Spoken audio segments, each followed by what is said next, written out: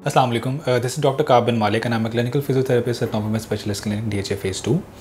आज हम जिस टॉपिक के बारे में बात करेंगे वो टेनिस एल्बो है।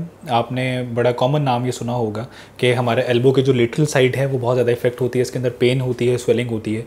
तो ये क्यों होती है? इसे लेटरल एपिकॉन्डाइलिटिस भी बोलते हैं क्योंकि lateral epicondyle of the elbow जो कि हमारा ह्यूमरस का होता है, वहाँ पे जो एक मसल होता है उसकी ओरिजिन होती है, उसके अंदर उस ओरिजिन जो है उसके टेंडन के अंदर स्वेलिंग होना शुरू हो जाती है। अब उस टेंडन की स्वेलिंग जो है वो क्यों होती है? क्योंकि हम लोग यूजुअली सबसे ज़्यादा कॉमन होता है ये टेनिस प्लेयर्स के अंदर। और टेनिस प्लेयर्स के अंदर कॉमन क्यों होता है, इसके 3-4 रीजंस हैं कि आपका अगर ग्रिप साइज़ जो है टेनिस के रैकेट का वो सही नहीं है, या आप उसको ओवर यूज़ के अंदर लेके आ रहे हैं, या आप उसकी रेपिटेटिव मूवमेंट्स कर रहे हैं अपने एल्बो के जिसके अंदर एक्सटेंशन और प्रोनेशन, एक्सटेंशन और सुपिनेशन है। तो यूजुअली ये मूवमेंट होती है जब आप यूजुअली टेनिस प्लेयर्स के अंदर आपकी ग्रिप का साइज़ अगर सही नहीं है, और दूसरा ये कि आपकी टेक्निक सही नहीं है, तो इसकी वजह से आप जब बॉल को हिट कर रहे हैं तो ये एक्सटेंशन हो रही है और सुपिनेशन हो रही है, एक्सटेंशन हो रही है, सुपिनेशन। अब ये रिपीटेटिव मूवमेंट्स की वजह से आपका जो टेंडन है वो बहुत ज़्यादा स्वेल हो जाता है, जिसे हम कहते हैं कि लेटरल एपिकॉन्डाइलिटिस। अब ये सिर्फ टेनिस प्लेयर्स के अंदर कॉमन नहीं है, ये हमारे जितने भी वर्कर्स होते हैं, यूजुअली सिविल इंजीनियर्स हैं या हमारे कोई भी वर्कर्स हैं जिन्होंने जो कंस्ट्रक्शन वर्कर्स होते हैं जो कि हैवी मशीनरी यूज़ कर रहे हैं, या जो कि हम लोग यूजुअली नॉर्मल हाउस होल्ड के अंदर या नॉर्मल वर्कलोड के अंदर रेपिटेटिव मूवमेंट्स कर रहे हैं, हमारी एक्सटेंशन फ्लेक्शन जिसके अंदर हम लोग हैवी लोड्स भी उठा रहे हैं और सब कुछ कर रहे हैं, उसकी वजह से भी हमारा टेनिस एल्बो जो है वो हो सकता है। अब इस केस के अंदर क्या किया जाए? एक तो ये है कि सबसे पहले आप अपने डॉक्टर को दिखाएं। डॉक्टर जो है वो असेस करेगा। इसकी 2-3 टेक्निक्स हैं कंजर्वेटिव मैनेजमेंट के अंदर के टेपिंग कर दी जाएगी। एक फिजियोथेरेपिस्ट जो है वो टेप कर देगा उस जगह पे। काइनी टेप्स होती हैं और रिजिड टेप्स होती हैं डिपेंडिंग अपॉन कि आपकी कंडीशन कैसी है।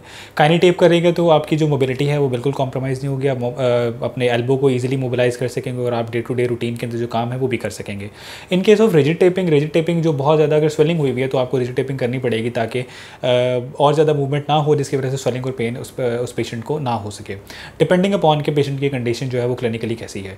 उसके साथ साथ हम लोग इनकी अल्ट्रासाउंड और इलेक्ट्रिक शॉकवेव करते हैं और साथ टेंस लगा देते हैं, और साथ इसके साथ साथ हीट और कोल्ड का ऑल्टरनेटिव जो है वो ट्रीटमेंट इन पर जारी रखते हैं।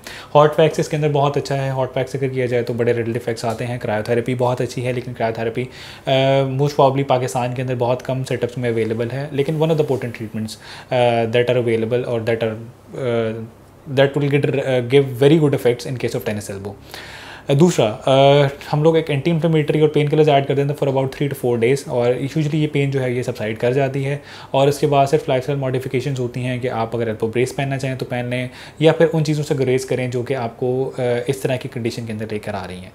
घर में आप लोग क्या कर सकते हैं कि अगर आपको पता लगे कि आपको थोड़ा बहुत सस्पेक्शन हो कि आपको फील हो रही है literal side of the elbow के अंदर पेन, तो आप सबसे पहले तो वहाँ की उस जगह की आइस थेरेपी शुरू कर दें, जो कि क्रायोथेरेपी की बेसिकली एक शॉर्टर फॉर्म है, या क्रायोथेरेपी के हम लोग कह लें कि एक ऑल्टरनेट मिल सकता है हमें।